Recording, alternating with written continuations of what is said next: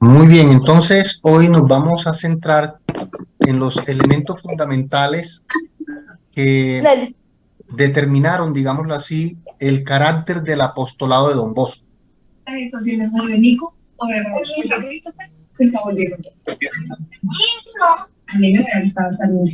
Y aquí vamos a hacerlo la siguiente precisión. Don Bosco era un sacerdote diocesano, pertenecía al clero de la iglesia de Turín. La usanza en esa época, y que aún todavía se mantiene de alguna manera, es que cuando un seminarista termina todo su proceso ya pues se ordena sacerdote. Para la familia es algo muy provechoso porque es la oportunidad de que esa persona ayude a la familia con su trabajo. Y la mayoría de los sacerdotes, digámoslo así, venimos de hogares humildes, de gente trabajadora, que está esperando pues que sus hijos ya empiecen a ejercer sus profesiones para que den la mano. Y Don Bosco no es la excepción de esto. Como sacerdote diocesano, él se supone que va a ayudar con su trabajo, con el sueldo que gana en su trabajo, a su familia. Y así hacía la mayoría de los sacerdotes de la diócesis, de la arquidiócesis de Turín. Sin embargo, fíjense que las cosas de la providencia, a pesar de que Don Bosco es un sacerdote diocesano, dada la guía de su director espiritual, ¿verdad?, de Don Cafaso, él procede como sacerdote de comunidad religiosa, en el sentido de la administración del dinero, en el sentido del reporte de él con su familia. Es prácticamente como si la familia no contara con él. Antes, por el contrario, él va en algunos momentos a que la familia desde la humildad le colabore en su apostolado. Esto es bastante interesante porque también en el contexto de la época, los sacerdotes veían en el ejercicio del ministerio la posibilidad de enriquecerse, literal así, enriquecerse. En cambio, en el caso de Don Bosco, dada la orientación de su director espiritual, básicamente lo que le dice es: renuncia a lucrarte para hacer algo diferente, para que ejerzas como debe ser tu ministerio, no tanto pensando en una paga o en enriquecerte, sino en ser realmente un ministro y no un funcionario. Entonces, este es el contexto, digámoslo así, general de lo que está pasando con un sacerdote en el 1800 de Don Bosco cuando se ordena. La familia tiene una expectativa de que esa personita ya empiece a aportar, porque han hecho un grande sacrificio para que él llegue a ser sacerdote. Recuerden que mamá Margarita hasta le tocó pedir de puerta en puerta para los estudios de Don Bosco, tanto y sobre todo inicialmente en el colegio, en el seminario lo mismo. Hay que pagar una pensión en el seminario. Entonces las familias tienen una expectativa y el mismo sacerdote, por estas circunstancias, ve en el ejercicio del ministerio la posibilidad de lucrarse. Pero no pasa así con Don Bosco, lo vamos a ver. Ya desde sus inicios se está comportando como que Dios lo está preparando con esa forma de ejercer su apostolado para que sea el fundador de una congregación religiosa.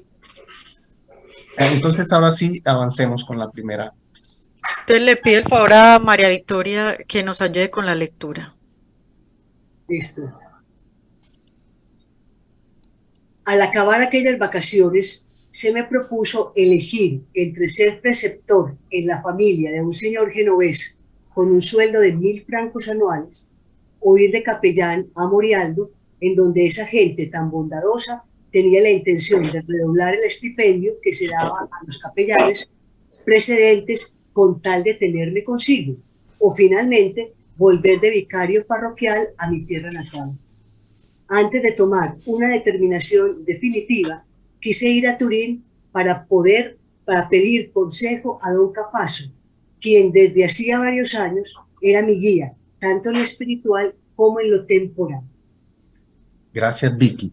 Atención, cuando don Bosco está diciendo en sus memorias que al acabar aquellas vacaciones, son las vacaciones de ya haber terminado todo el proceso formativo, que termina con la teología.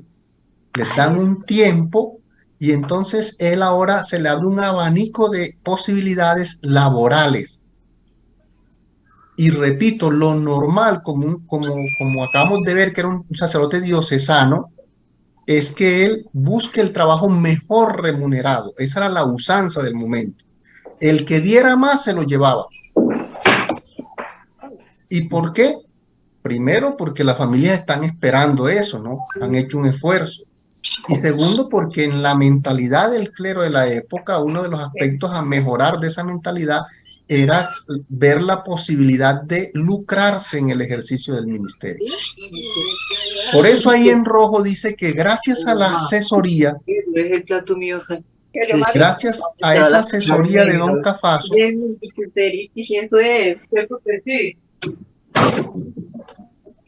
gracias a la asesoría de don Cafaso, don Bosco pudo superar ese tema del trabajo, de ver el ministerio como un trabajo, como una profesión como las otras, en donde el profesional no ve la hora de arrancar a trabajar para recuperar toda la inversión y para asegurarse también su vejez o para poder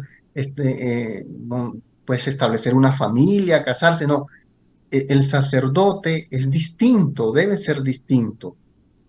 Y por eso sabiamente Cafaso le dice, no, don Bosco, no cojas ninguna de las ofertas, ni siquiera la más lucrativa. 22 años al convito para que aprendas a ser sacerdote, para que te identifiques mejor con tu ser sacerdote. Don Cafaso era de la mentalidad que todo neopresbítero debía hacer este ejercicio, para que no terminara ejerciendo el sacerdocio como un funcionario, que una de sus finalidades, y tal vez una de las más importantes, era lucrarse, era la paga, sino que aprendieran a trabajar para la mies del Señor, así como dice el Evangelio, lo recibiste gratis, dadlo gratis. Entonces ahí ya tenemos un primer elemento para nuestra reflexión, para nuestro estudio. Y es que el guía espiritual le está diciendo a don Bosco que no es primero empezar a trabajar desaforadamente y mucho menos empezar en aquel trabajo en el que más te paguen, sino que él debe aprender a identificar que no es un funcionario, que no es el sueldo, que no es la paga, sino que es la construcción del reino de Dios, lo que debe buscar un ministro, un sacerdote, llevar a las almitas a Dios, a las personas a Dios. Y además, en discernimiento, mirar cuál es aquel apostolado que le va a llenar más el alma también a él. Porque muchos de estos sacerdotes se iban tras la paga más gorda, más gruesa, pero sacrificando también la paga, digámoslo así, emocional, aquella que no es, no se ve la remuneración económica, sino mi satisfacción, en que estoy haciendo lo que me gusta. Entonces, don Bosco va a tener que identificar qué le toca a sus fibras para trabajar allí. De tal manera que no importa la paga económica, con la emocional me sostengo, con la espiritual diríamos aquí. A eso se refiere. ¿Qué es eso? Continuamos. Que tengo yo mismo. Listo, entonces le pido el favor a Juana que nos ayude con la lectura. Aquel santo sacerdote lo escuchó todo, las ofertas económicas, la insistencia de parientes y amigos y mi buena voluntad de trabajar. Luego, sin dudar un momento, me dijo, usted tiene necesidad de estudiar la teología moral y la predicación. No piense en otras propuestas y véngase al convito. Seguí con gusto el sabio consejo, le hice caso y el 3 de noviembre de 1841 ingresé a la residencia sacerdotal. Se puede afirmar que esta viene a ser un complemento de los estudios teológicos, ya que en nuestros seminarios solo se ven la dogmática especulativa y en moral las cuestiones disputadas. Aquí se aprendía a ser sacerdote. Gracias, Juana. Miren, yo creo que ya con lo explicado anteriormente, ustedes están notando la trascendencia de esta decisión de no empezar a ejercer, y sobre todo no empezar a ejercer a la manera de esa época, de esa usanza, que también de alguna manera todavía se impera, es de empezar a ganar plata. El cura de alguna manera era visto como una máquina que produce plata, y muchos lo tenían así. Entonces, que él se tome 2 años para aprender a ser sacerdote, desde los elementos de la teología moral, atención a eso. ¿Por qué? Porque muchos de estos ministros que rapidito cogían el trabajo donde más le pagaran, también a veces se evidencia en los estudios que se han hecho de la época un desorden moral. Dicho de otra manera, el demonio se mete por el bolsillo. Nos lo recordó el Papa cuando vino acá a Colombia. El demonio se nos mete por el bolsillo. Cuando una persona comienza a ganar plata, y de qué manera, y antes no tenía, de pronto eso lo desborda, se le sube a la cabeza. No tiene los elementos, digámoslo así, para hacer una administración adecuada, y viene una degeneración moral. Esto no le pasa únicamente a los sacerdotes, a un profesional, cualquiera que él sea.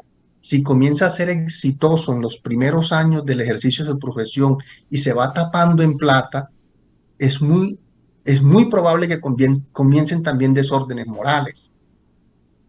Por eso es que Cafaso y su equipo formador del convito les proponen a los neosacerdotes: no empieza a ganar plata, no empieza a producir como una máquina, primero apertréchese de unas herramientas morales, de un estilo de vida austero, etcétera, para que usted cuando vaya al mundo laboral, ese mundo no se lo trague. Ese mundo no se lo trague. Y eso es lo que está pasando aquí con Don Bosco. Se sometió, porque él confiaba mucho en la palabra de su director espiritual, se sometió a estos 2 años que para muchos sacerdotes de la época era perder tiempo, dejar de ganar plata. Para él va a ser una ganancia, porque va a poner las bases de su estilo sacerdotal. El estilo sacerdotal de Don Bosco no va a consistir entonces en hacerse rico, sino que va a consistir en ser pastor. Y fíjense cómo es la vida. Terminó siendo más rico que todos, porque por las manos de Don Bosco pasaron millones de millones. Como ya estaba asegurada esa condición moral, Dios le puso a él muchísimos millones en sus manos para que pudiera hacer sus obras, para que pudiera estructurar su apostolado. Pero ya había superado esa tentación de hacerse rico él.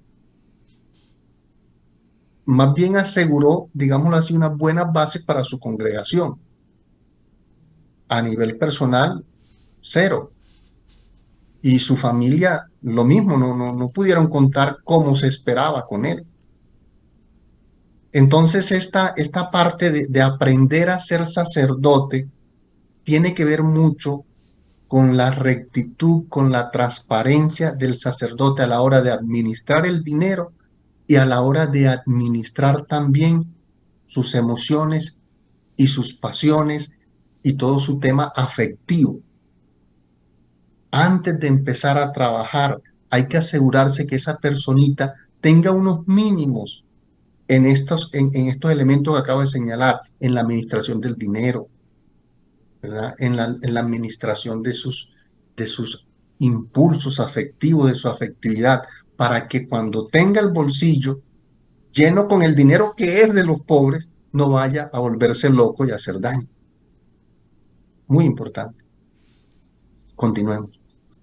Bueno, no sé si le puedo pedir el favor a Wilson Andrés Cuartas que nos lea esta parte.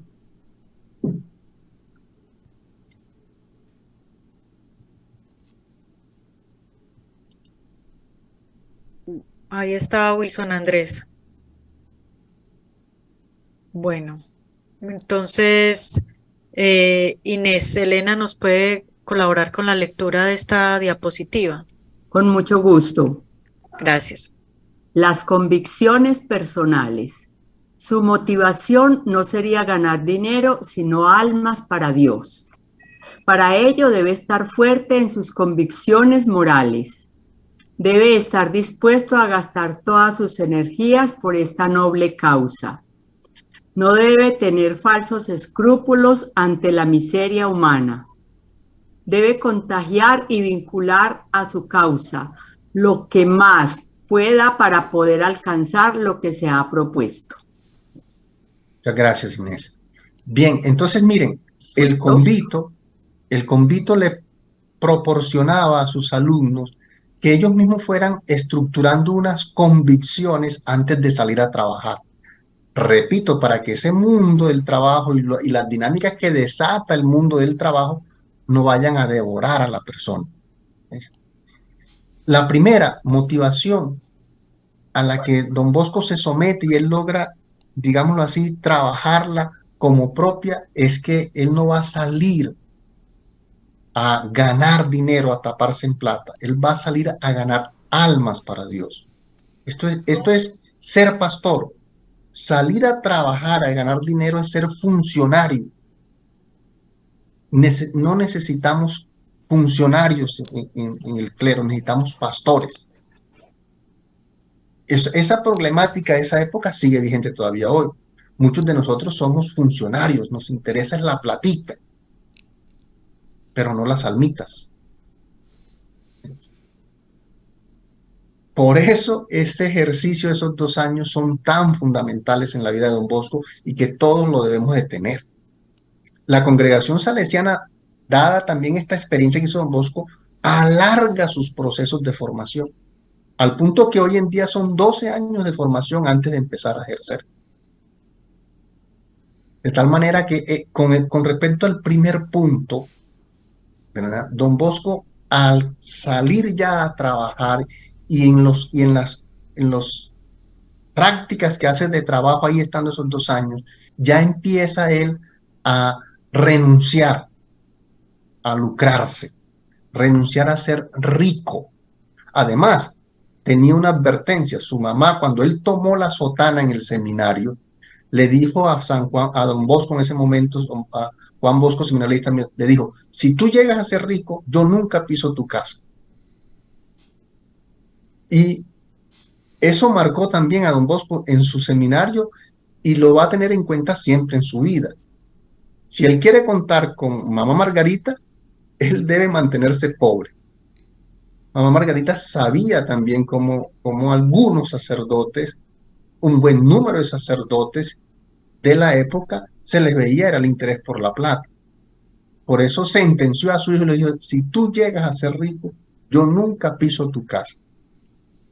Por eso pudo estructurar mejor esa convicción, esa primera convicción. La segunda, estos sacerdotes que estaban ahí en el convicto, como don Bosco, poco a poco iban trabajando la convicción de ser muy fuertes a nivel de voluntad, de las convicciones morales, porque los análisis del contexto de la época nos dicen que a medida que se iba allanando el bolsillo de esos sacerdotes, también iba creciendo su relajo en temas de trago, en temas, por ejemplo, de relaciones de pareja, de tener mujer, hijos, en una cantidad de desórdenes que terminaban, digámoslo así, colapsando el proyecto del pastor. Entonces, un sacerdote que quiera ser pastor y que quiera superar esa tentación de ser funcionario, tiene que tener una voluntad férrea, tiene que tener unos valores morales muy bien puestos, porque se va a enfrentar a una sociedad que, como ayer, lo mismo que hoy, te está invitando al desenfreno moral. Eso ha sido una constante de la humanidad. También el sacerdote de hoy tiene que tener esta misma fortaleza interior a nivel de valores, a nivel de moral, a nivel de voluntad, porque si no se lo traga todo este mundo de hedonismo en el que vivimos. Pues bien, don Bosco ya desde el seminario venía con esta ascética, con esta disciplina moral, pero allá eran unas teorías. Acá ahora se va a enfrentar al mundo, estos formadores lo van a llevar a algunos sitios, como por ejemplo los lugares de tolerancia, a la plaza de mercado, a las cárceles, a los barrios más pobres, y se va a encontrar ya con situaciones morales, ya no en teoría, sino en la práctica. Y para eso se tiene que tener voluntad, se tiene que tener fuerza interior, se tiene que estar entrenado, digámoslo así, para no dejarse seducir por las atracciones de este mundo, ¿sí? Que son tantas y tan múltiples. Entonces, eso es un trabajo muy importante que toda persona debe hacer antes de empezar a trabajar y de empezar a producir dinero. Si antes moralmente no tiene asegurado unos mínimos, es muy probable que la sociedad, el mundo se lo termine arrastrando. Un tercer elemento antes de empezar a desbordarse, digamos así, en el trabajo, a tener actividades, a hacer una cosa y la otra, o incluso antes de empezar a ganar un sueldo, esta escuela de este convicto eclesiástico ayudaba a que la persona se convenciera que todas sus energías las tenía que gastar en aquella causa que él identificara en estos 2 años de que esa era su pasión y por lo cual iba a dar todo. Así no fuera bien remunerado, así no fuera el mejor de los sueldos. En el convito pasaba que algunos sacerdotes cuando llegaban decían, ya me comprometí con un duque o con una persona de la nobleza para ser preceptor, porque eran los que mejor pagaban y todos aspiraban a ese trabajo. Voy a hacer estos 2 años y ya tengo listo, ya tengo palabreado este contrato. Y pasaba que estando en la experiencia del convito, llegaban a la decisión de renunciar a ser preceptores de los hijos de la nobleza, para ir a trabajar con la gente que habían conocido en el ejercicio de las prácticas pastorales del convito en cárceles, como le pasó a don Bosco, en la plaza de mercado, en el barrio marginado, en el barrio de la tolerancia, en las fábricas con los obreros, etc. Llegaban a identificar las personitas y el trabajo que los llenaba, así no le pagaran lo mejor. Y que allí van a gastar sus energías, porque ese gastar las energías allí de forma desinteresada generaba una satisfacción que superaba las alegrías que te puede dar una remuneración económica. Entonces, fíjense que este punto tercero es muy importante porque no solo los sacerdotes o no solo los profesionales cuando están empezando, es decir, toda persona debe identificar en su vida esa causa noble que tú eres capaz de hacerla sin que te paguen y tú eres capaz de hacerla sin tener en cuenta un horario.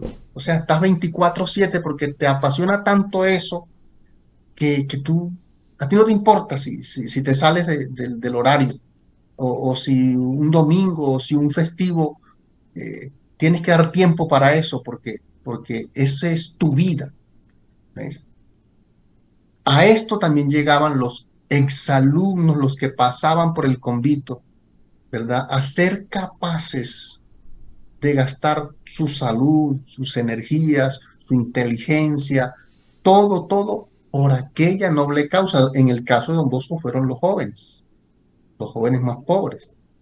Pero repito, otros compañeros de don Bosco cogieron otras causas, todas causas nobles. ¿Ves? Un cuarto elemento que ellos trabajaban para ser mejores pastores y no ser funcionarios era el tema de los falsos escrúpulos. Miren, la mayoría de nosotros no nos metemos a un barrio marginado o no vamos a una zona de frontera porque es que decimos, ay no, yo no soy capaz de ver la mugre, la sola mugre de los pobres. Yo vomito, yo me enfermo. Es que el solo hecho, yo no soy capaz de meterme a un barrio de tolerancia porque es que solamente ver a esas personitas así prácticamente desnudas o ya eso a mí, mejor dicho, no duermo en la noche, me pasan tal cosa. O sea, tenemos una cantidad de excusas para no ir al lugar donde debe estar el pastor. Es lo que llamamos falsos escrúpulos ante la miseria humana. Sí, la humanidad tiene sectores, tiene grupos que por su pobreza y por su condición de marginalidad, allí las condiciones son infrahumanas. Y que meterse allí significa que la persona ha identificado la opción fundamental de lo que es ser cristiano y ha renunciado de alguna manera a esos falsos escrúpulos, al asco, no sé, a los malos olores, a las malas palabras. O sea, trabajar en frontera y con gente necesitada y con gente marginada es poder bajarte de aquellas colinas de orgullo, de soberbia, de que yo estoy estudiado, de que mucha cosa y que este punto también es muy importante. Es muy importante porque en la época de Don Bosco, cuando estos formadores en el convito comenzaban a poner a los neosacerdotes en contacto con la miseria humana, algunos renunciaban, algunos se salían del convito, no eran capaces, porque se los ganaban esos falsos escrúpulos. ¿No? Yo prefiero ir a dar clases, estar mejor en un salón de clases, yo prefiero estar en un despacho parroquial. Yo prefiero ser el preceptor del hijo de la nobleza. No, yo realmente con este tipo de personas y en estos contextos, es que yo me voy a enfermar, ahí me voy a morir. Con seguridad que ahí me muero y me enfermo, entonces mejor le sirvo a Dios en otra cosa. Todas ese tipo de excusas las tenemos. Por eso es importante las prácticas que desde el seminario, desde la formación del pastor, se deben hacer para acostumbrar a la persona a vencer esos falsos escrúpulos ante la miseria humana. Si no se hace desde tempranito o en los primeros años antes de empezar a ejercer como se hizo con Don Bosco, no se va a lograr, no se va a lograr. Hoy uno de los desafíos que tenemos a nivel formativo es precisamente eso, que a veces los seminarios son una burbuja, donde el seminarista lo tiene todo, pero poco contacto con la miseria humana. Y esta es la que forma de alguna manera al pastor también, el compromiso con los pedacitos de humanidad, con los restos de humanidad que pueden haber en sectores totalmente marginados. Hoy diríamos debajo de un puente, por ejemplo, habitantes de calle, cosas así. No es fácil trabajar con estas personas porque inmediatamente te va a saltar ese escrúpulo humano que en términos de pastoral se llama falso porque el pastor tiene que estar es para la oveja herida, para la maloliente, para la descarriada. En fin. Y el quinto punto es también muy importante porque estos neosacerdotes aprendían que ellos no son Mesías y que la pastoral de la iglesia no inicia con ellos, sino que ellos son siervos, siervos que entran en el engranaje de un trabajo en equipo y que si no aprenden a trabajar en equipo no van a ser exitosos. El gran problema que tiene todo neófito en cualquier profesión es creer que con él empieza todo y que él es el Mesías y el Redentor y que va a hacer las cosas nuevas e ignora lo que los otros han hecho. No, estos neosacerdotes aquí en el convito aprendían que si no hacen equipo, que si no vinculan a su noble causa a otras personas, a muchas personas, van a fracasar. Este es el principio, este es el germen de la familia salesiana. Porque cuando don Bosco ya empieza su labor con los muchachos, su noble causa, la que él identificó, la que lo llena, va a hacerse rodear de muchas personas, de varias personas, de distintos grupos de personas, y ahí es donde nace el germen de la familia salesiana. Somos hoy familia salesiana gracias a que en el convito él aprendió una convicción que hizo personal donde yo solo no puedo, pero si hago grupo, si hago equipo, es mucho lo que voy a lograr. Por eso les enseñaban también a contagiar, a vincular a esa noble causa a las personas de distintos estratos sociales e incluso de distintas opciones o orientaciones políticas. Por eso don Bosco habla de la política del Padre Nuestro, donde lo que nos interesa es esa persona que está sufriendo, que tiene una necesidad, ayudarla a salir adelante y sobre todo catequizarla, llevársela a Dios. Así que a mí me sirve el comunista, me sirve el de centro, me sirve el de la derecha, con tal de que cuando entre aquí al escenario, que en el caso de don Bosco Laboratorio, ahí no vaya a hacer proselitismo.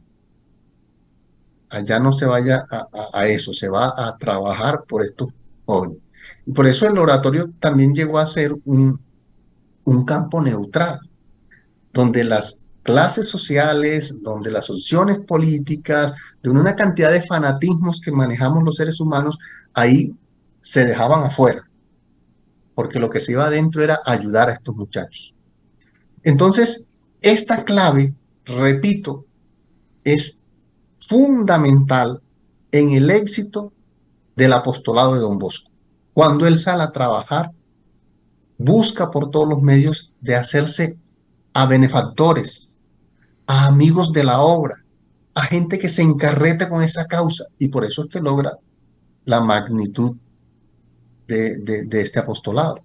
Lo contrario no se hubiese podido hacer. Continuamos. Le pido el favor a Teresita que nos lea la siguiente diapositiva. Claro que sí, con mucho gusto. La opción por los jóvenes pobres. Lo primero que hizo fue llevarme a las cárceles en donde pude conocer qué enorme es la malicia y la miseria de los hombres. Me sentí horrorizado al ver una cantidad de muchachos de 12 a 18 años, sanos, robustos, inteligentes, que estaban allí ociosos, roídos por los insectos y los faltos en absoluto del alimento espiritual y material. Estaban personificados en los infelices, la vergüenza de la patria, el deshonor de la familia y su propio envilecimiento. Muchas gracias, Teresita. Bueno, ya sabiendo que el convito los ayuda a elaborar unas convicciones que son institucionales, pero que cada uno tiene que hacer personales, entonces los van sacando a diferentes escenarios apostólicos. Y que cada uno, según la sensibilidad que tenía, es tocado por alguno. A don Bosco lo tocó el tema de los jóvenes prisioneros, los jóvenes en las cárceles. Ahí fue donde don Bosco definitivamente dijo, esta es mi noble causa, porque eso les revolvió las entrañas. Y recuerden ustedes que evangélicamente el término misericordia tiene este sentido de aquello que me revuelve las tripas. Y por eso yo corro a hacer algo para solucionar ese problema que me pone así el estómago. Pues a don Bosco fueron las cárceles llenas de jóvenes. Para otros fueron los ancianos, para otros fueron los enfermos, para otros fueron otro tipo de personas en otros escenarios. Para don Bosco fueron los jóvenes y los jóvenes allí en la cárcel. Entonces ya tiene clara cuál es la noble causa por la cual él se va a gastar. Jóvenes pobres. que no deben de ir a la cárcel, y si están en la cárcel, cuando salgan de ahí, no deben de salir a delinquir, sino a continuar su proceso de rehabilitación. Continuemos. Bueno, le pido el favor a Clara María si nos puede leer esta diapositiva. Bien. Pero qué sorpresa y asombro tuve al constatar que muchos de ellos salían de ese antro con el propósito firme de cambiar su vida, y sin embargo reincidían fatalmente, volviendo a los mismos lugares de reclusión que pocos días antes habían abandonado. Fue Gracias, cuando me Clara. pregunté, ¿y si estos Sí, chicos sí. tuvieran afuera de la cárcel un amigo que se interesara por su bien, estuviera con ellos y los instruyera en la religión durante los días festivos, no se reduciría al número de los que vuelven a la cárcel? Gracias, Clara. Don Bosco ya ha identificado cuál es su noble causa, va a trabajar por los jóvenes pobres para evitar que lleguen a la cárcel o para que cuando salgan de la cárcel no se sigan degenerando y no vuelvan allá. Sin embargo, fíjense ustedes que él inicialmente piensa en que cada 8 días le puede dedicar un tiempo a estos muchachos, el oratorio festivo. Por lo menos eso era lo que él tenía pensado, porque en el convito también ayudaba en ejercicios propiamente ministeriales, a confesar, a hacer misas, etcétera, novenas, cosas que allí en el convito les iban asignando. Pero cuando tú ya empiezas a ejercer el apostolado de tu noble causa, eso lenta y progresivamente te va absorbiendo. Don Bosco, que creía que cada 8 días era suficiente para rehabilitar a esos muchachos, progresivamente se dio dando cuenta que era 24/7 y que tenía que crear una institución donde ellos vivieran para que no se los pudiera tragar, ¿verdad?, el vicio, la corrupción, la delincuencia que hay afuera en la ciudad. Entonces, lo que inicialmente él creía que con lo que le podía ayudar, se dio cuenta que no, que eso tenía que ser permanente. Entonces, por eso es que está el paso del oratorio itinerante, festivo, dominical, al oratorio permanente, ya internado como tal. Llega procesualmente a la convicción de que a estos muchachos los tengo que tener todos los días aquí para poderlos impactar como quiero. Porque si se los suelto así sea un día a la sociedad, repito, en ese oleaje de corrupción, en ese oleaje, digamos, de degenere social, no hago nada. Continuemos. Bueno, le pido el favor a Ginette que nos lea esta diapositiva.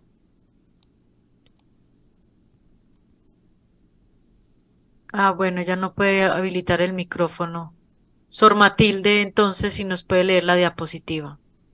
Allá, dice, le comuniqué mi pensamiento al padre Cafaso y con la ayuda de sus consejos y sus reflexiones, empecé a buscar la manera de llevarlo a cabo, poniendo en las manos del Señor los resultados, ya que sin Él todos los esfuerzos humanos son inútiles. Atención, que quiero hacer este énfasis. Ustedes seguramente han notado que Don Bosco, como los otros alumnos del convito, aprendieron una cosa muy importante de la mano de estos grandes maestros, de estos santos como Cafaso. Y es que lo primero que a ti te debe preocupar no es la actividad que vas a hacer, sino la actitud que debes de tener con las personas. Lo primero no es la actividad, porque cae en el activismo. Don Bosco, por ejemplo, ya tiene su noble causa identificada, son los jóvenes pobres que están allí en esa gran ciudad, que se vinieron del campo a buscar oportunidades, se vinieron por distintas razones, pero todos confluyen en una ciudad que se los puede tragar dado, digámoslo así, las posibilidades de degeneración social que tiene. Entonces él no piensa, porque lo ha aprendido ya en el convicto, no piensa qué actividades voy a hacer, sino que para él es primero la actitud de él con respecto a esas personas, a esa noble causa. Se hace asesorar, le pide consejo a su director espiritual de cómo llevar a cabo no unas actividades, sino una actitud preventiva que él ha identificado. Lo que él ha identificado es una actitud, no una actividad. Yo voy a ser el elemento preventivo para que estas personas no se degeneren más, para que no delincan, para que no terminen en las cárceles o para que cuando salgan de las cárceles puedan serle útiles a la sociedad. Esto es fundamental. Lo que se identifica en un pastor primero no es una actividad, es una actitud. Y en el caso de Don Bosco es una actitud preventiva. Sigamos. Bueno, le pido el favor a don Guillermo si nos puede leer esta diapositiva. Con mucho gusto. La preventividad para Don Bosco tiene dos dimensiones: impedir que los muchachos en peligro caigan en la delincuencia y, consecuencialmente, en la cárcel, o rehabilitar antes de que su daño sea irreversible.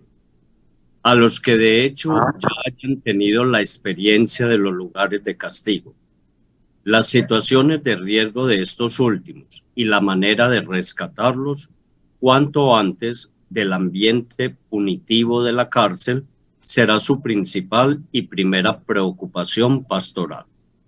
Exactamente. Insisto, porque estas dos diapositivas nos están dando una clave.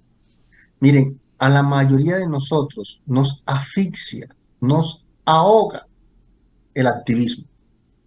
Somos como el evangelio que vamos a escuchar el próximo domingo, de esa semillita que cayó entre abrojos, entre espinos, que no pelechó por tantas actividades, por tantas fascinaciones que da el mundo, etc.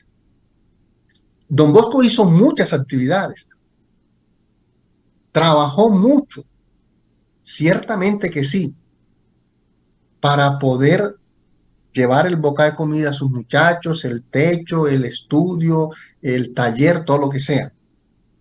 Pero no fue víctima del activismo en el sentido degenerador de su vida. Hacía de esa cantidad de actividades incluso oración, porque él no está trabajando para lucrarse, porque él no está trabajando para un proyecto personal, sino que es comunitario, y porque él está respondiendo a una actitud que ya antes de empezar a trabajar, sin saber qué actividad iba a hacer, sin saber que iba a ser una escuela, sin saber que iba a ser un taller, sin saber que iba a ser una imprenta, ya él había identificado ese rol preventivo. ¿Y de qué manera lo había identificado? Es que Dios, está en la voluntad de Dios sobre mí, de que yo sea un elemento preventivo para que muchos lleguen a donde Él, a rescatar a muchos. Continuemos.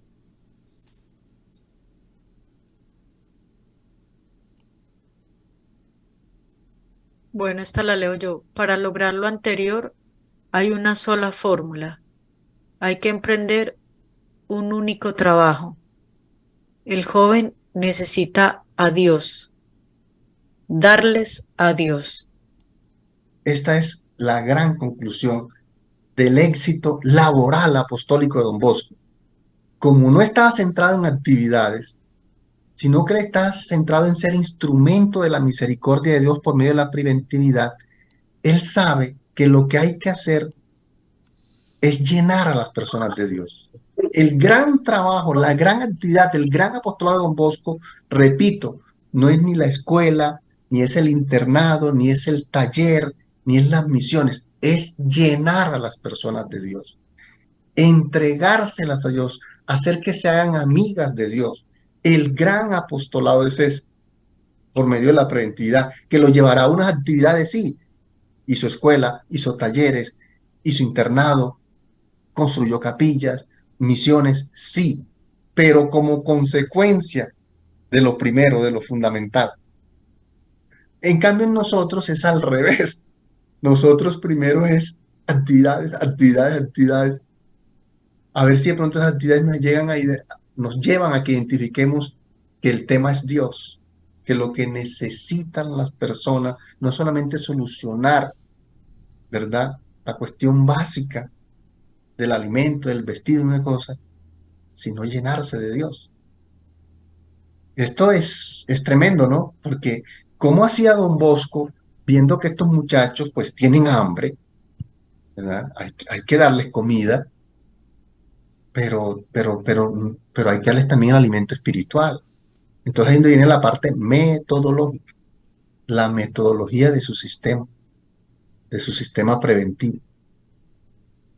Lograr el equilibrio entre estos dos polos, el de la actividad y el de la actitud fundamental, que en Don Bosco llamamos preventividad, que es dar a Dios a los demás, es el gran desafío que tenemos cada uno de los hijos de Don Bosco. Y que hoy yo les quiero dejar a ustedes como pregunta, como tarea. ¿Yo estoy dando a Dios por medio de las actividades que hago?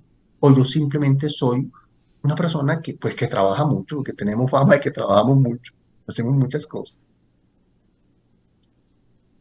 Ahora sí, inquietudes, dudas, intrigas, sospecha, emoción, acción. Unas preguntas. Sí, les proponemos como metodología levantar la manito. Ahí en la parte, creo que inferior, a todo le deben aparecer algo que se llama reacciones.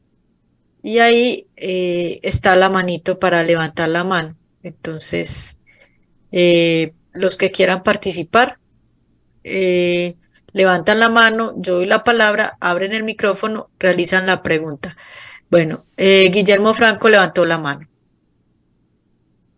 Bueno, muy buenas noches para todos. En primer lugar, agradecerle al Padre por esta charla tan interesante y que de verdad nos permite conocer más de nuestra identidad, de nuestro carisma y de nuestras raíces, en este caso a Don Bosco.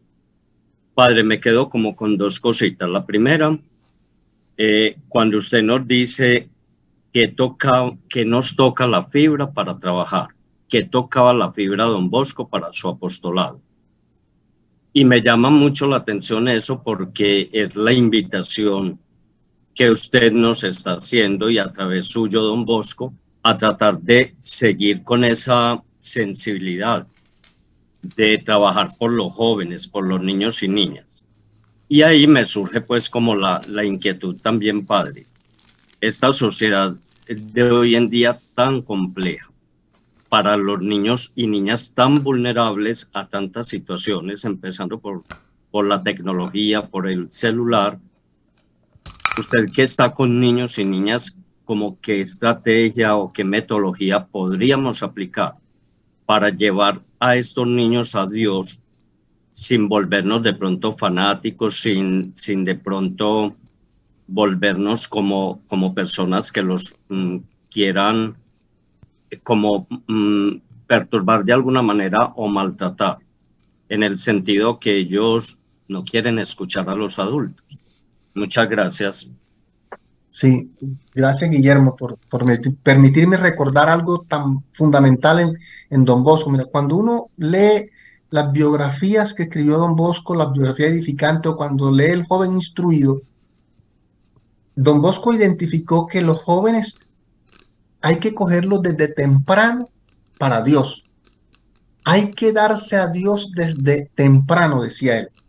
Por eso el trabajo de la casa con los niños, con los preadolescentes, el trabajo de la casa en comunión con el trabajo de la iglesia, es decir, de la iglesia que es el colegio, que es la catequesis, que es la parroquia, tiene que ser clave.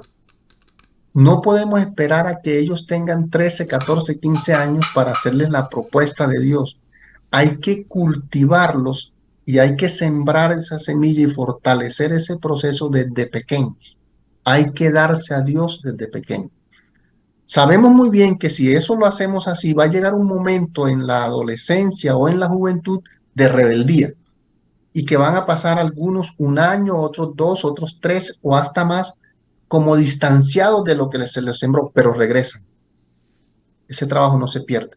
El problema hoy es que los papás no están cogiendo desde niños a sus hijos para hacer esa siembra y para formar en esos valores y que esos niños vean en ellos el testimonio. Entonces ya después, cuando llegan a la adolescencia, sin ese trabajo previo, va a ser muy difícil. Pero la clave la da Don Bosco es, démonos a Dios desde temprano, dice él. Hagamos el trabajo desde temprano. Por ahí ilumino yo un poco la cuestión y ustedes también desde otros ángulos. Bueno, Wilson Andrés tiene la mano levantada. Buenas noches. ¿Me Sí, escuchan? Wilson. Sí, Wilson, dale. Me disculpan que no tengo, pero la cámara no me quiso funcionar. De hecho, apenas me empezó a funcionar el micrófono.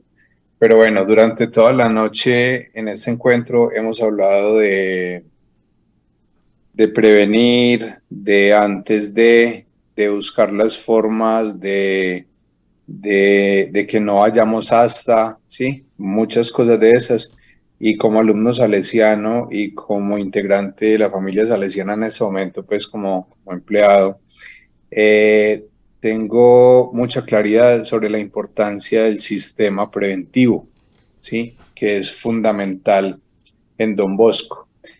¿Nos podría hablar un poquitico, padre, en palabras muy contundentes, en resumen, el sistema preventivo de Don Bosco? Bueno, Wilson, yo creo que cuando decíamos aquí de que Don Bosco identificó, gracias al trabajo que hicieron estos sabios y estos santos con él en el convito, de que su actitud antes de empezar a hacer cosas debía ser la preventividad, es una manera, digámoslo así, concreta de ser signos y portadores del amor de Dios a los jóvenes.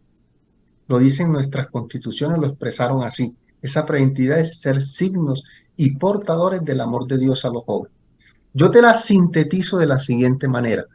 Cada uno de nosotros, como es, con los insumos humanos y espirituales y profesionales que tiene, debe lograr que cuando alguien, no solamente un joven, sino cualquier persona que se acerque a ti, tenga experiencia de Dios, de alguna manera sea tocado por Dios. Eso es preventividad para nosotros. Eso es preventividad así, en una síntesis apretada, en unas palabras contundentes como tú las pides. El que trata contigo, el compañero, el sacerdote que es tu jefe en el trabajo, tu esposa, tus hijos, esa persona debe de alguna manera intuir de que está siendo tocada por Dios a través de ti. Ahí está el sistema preventivo. Muchísimas gracias, padre. Don Héctor José levantó la mano. Sí, Héctor, gracias, adelante. Mónica. Gracias, Mónica. Buenas noches, padre. Hola, Héctor. Gracias, padre. Ahora que usted hablaba acerca y en respuesta a la inquietud de Guillermo sobre los niños que no se deben dejar pasar, como decía también en la catequesis, no se le puede dar un tiempo a que caigan en la tentación, a que el demonio los coja.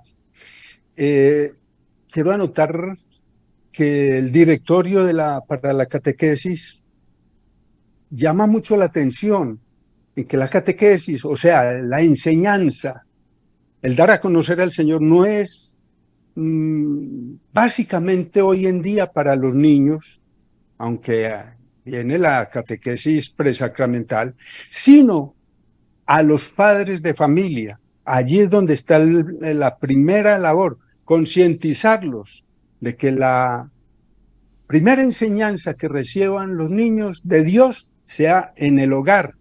Entonces, es como aplicar el sistema preventivo, o de esa manera se está aplicando el sistema preventivo de dar a conocer al Señor, de dar a conocer a Jesús.